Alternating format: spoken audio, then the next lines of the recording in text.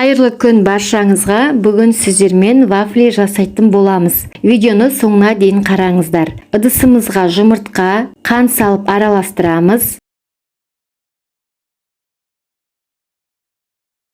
Үстіне сармай құйып араластырып, қопсытқыш қосып тағы араластырып аламыз.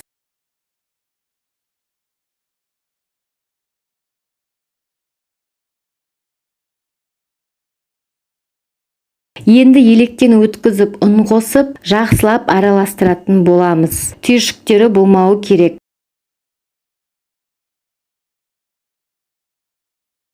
Вафельницамызды алдын ала қыздырып аламыз. Ожауды толтырмай құямыз. Қарап қоямыз, күйіп кетпеуі үшін.